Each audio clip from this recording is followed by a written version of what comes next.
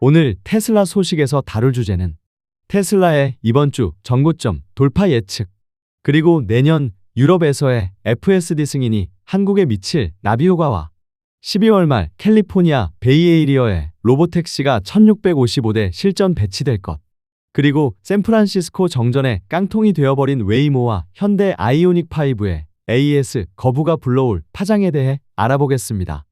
안녕하십니까? 오늘의 테슬라 소식입니다.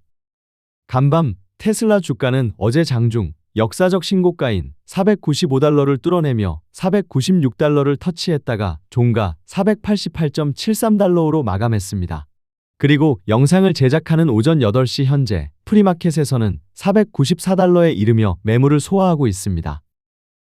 지금 테슬라를 바라보는 시장에는 기대감이 넘쳐나고 있습니다. 단순히 주가 상승 때문만이 아닙니다. 우리가 그토록 기다려온 자율주행과 로보택시가 실체로 드러나고 있기 때문입니다. 덴마크가 유럽의 빗장을 푸는 과정을 진행하고 있고 12월 말 운행 예정으로 캘리포니아의 1655대의 테슬라 로보택시가 등록되었다는 사실이 확인되었습니다.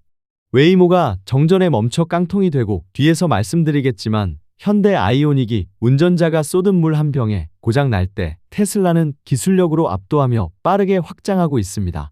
주가 상황입니다. 먼저 간밤의 주식시장 소식입니다.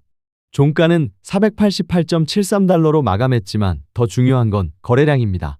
평소보다 60%나 폭증한 1억 4,500만 주가 거래되었습니다. 이게 무슨 뜻일까요? 주가가 고점에서 거래량이 터지면 보통 상투라고 걱정하십니다. 하지만 지금은 다릅니다. 이 거래량의 정체는 바로 공매도 세력의 항복이라고 분석해야 합니다. $470, $480 구간에서 하락에 베팅했던 세력들이 주가 상승세를 감당하지 못하고 손실을 확정지으며 주식을 시장가로 사들이고 있는 겁니다. 이것을 숏커버링이라고 하죠. 공매도 세력에게 재앙이 닥친 것입니다. 오전 8시 기준 프리마켓에서 테슬라 주가가 $494를 기록하고 있는데 $500은 심리적으로 매우 강력한 저항선입니다. 하지만 이 선만 넘으면 위로는 매물대가 없습니다. 웨드부시의 댄 아이브스가 목표가를 $600로 올린 이유도 여기에 있습니다. 리스크는 하나씩 제거되고 있고 이제는 기관 투자자들이 테슬라를 보유하지 않으면 뒤처진다는 공포, 포모를 느끼는 상황에 도달할 것입니다. 이번 주 우리 모두 테슬라 역사에 남을 강력한 감마 스퀴즈와 숏 스퀴즈의 합작품을 보게 될 것을 함께 기대해 보겠습니다. FSD의 유럽 승인이 한국에 어떤 영향을 미칠까요? 우리 한국인이 관심을 갖는 주제입니다.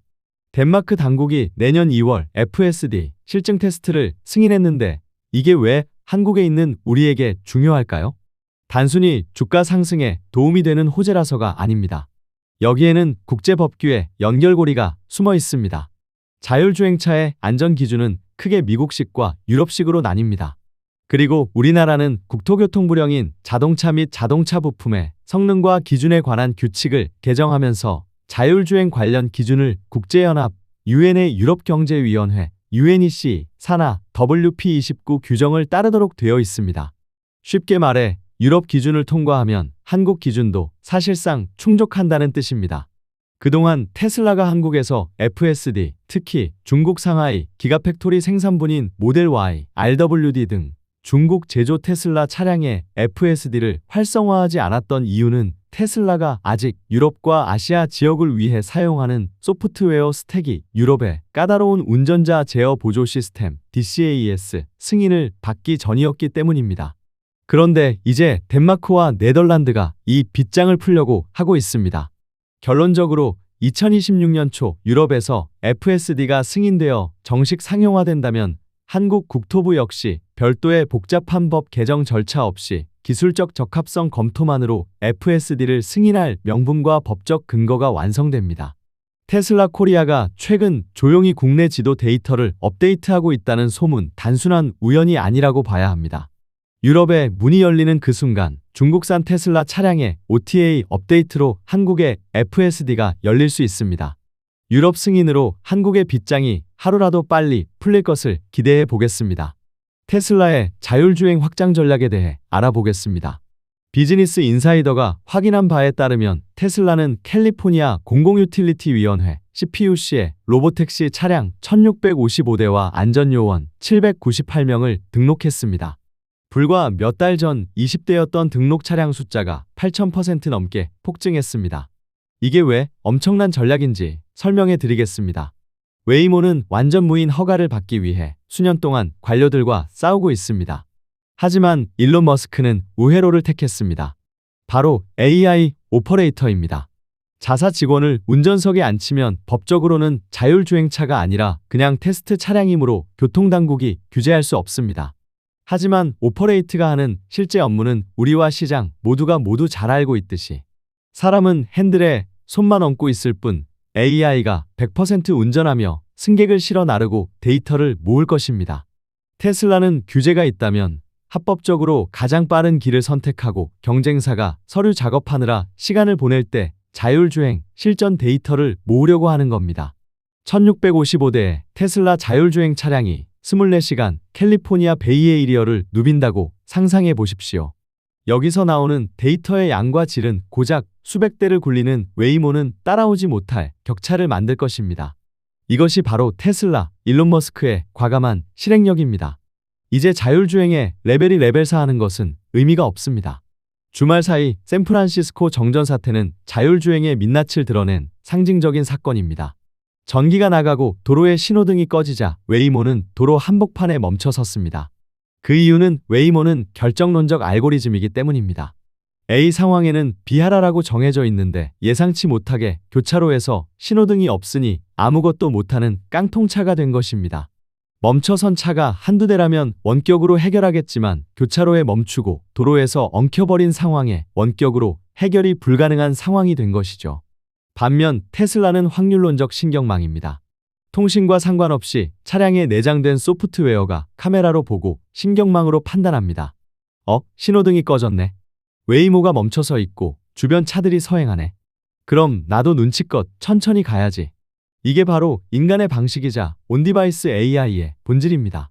그리고 한국인으로서는 아쉬운 소식이지만 현대 아이오닉5 AES 이슈가 발생했습니다. 이 사건은 플로리다주 마이클 맥코믹이란 사람이 자신의 아이오닉5 뒷좌석에 둔 물병이 바닥으로 떨어졌는데 이후 집에 도착해서 차량의 시동이 꺼지지 않아 AES를 위해 딜러에게 방문했더니 배선 전체를 갈아야 한다며 1,700만 원 견적을 제시한 황당한 사건입니다. 외부 요인에 의한 침수도 아니고 차량 내부에 물병에 담은 정도 양의 물이 쏟아졌다고 차량 시스템이 마비되는 차라니. 거기에다 차량 결함이 아니라 외부 요인으로 인해 발생한 상황이라며 수리를 거부했다니 이게 상식적으로 납득할 만한지 모르겠네요. 현대차의 AES 대응 매뉴얼에 심각한 문제가 있다고 밖에 볼 수 없습니다. 이 문제의 근본적인 이유를 따져보면 전통적 내연차 제조사인 레거시 기업이 전기차를 만들 때 기존 내연기관의 복잡한 배선 설계를 그대로 답습했기 때문에 벌어진 어처구니 없는 일이라고 봐야 합니다. 레거시 업체 중 전기차를 가장 잘 만든다고 자부하는 현대차도 이 수준이니 전기차 하드웨어 설계 능력부터 자율주행 소프트웨어까지 테슬라와 비테슬라 진영의 격차는 이제 초격차를 넘어 아예 차원이 다르다고 평가하는 게 옳은 것 같습니다. 일론의 동향과 지난 11월 예고했던 깜짝 발표에 대해 알아보겠습니다. 마지막으로 일론 머스크가 그리는 궁극의 미래를 보겠습니다. 한국 시간 12월 22일 일론은 아부다비를 방문하여 UAE 대통령을 만나 AI 협력을 논의했습니다. 중동의 막대한 오일머니 자본을 테슬라의 AI 데이터 센터 확장에 활용하겠다는 전략입니다. 글로벌 신경망을 구축하려면 천문학적인 돈과 에너지가 필요한데 그 파트너를 확보한 것입니다. 그리고 하나 더. 지난 11월 일론이 조 로건 익스피리언스 팟캐스트에 출연하여 올해가 가기 전 잊을 수 없는 것을 공개하겠다. 제임스 본드 차보다 더 미친 기술이라고 예고했었죠. 당시 시장에서는 이를 플라잉카로 추정했었고요. 연말이 되며 일론 머스크가 약속했던 연말의 서프라이즈 기한이 임박하자 X에서 일론의 약속 이행에 대한 기대감이 높아지고 있습니다. 스페이스X의 로켓 기술을 적용해 하늘을 나는 로드스터가 연말에 공개될까요?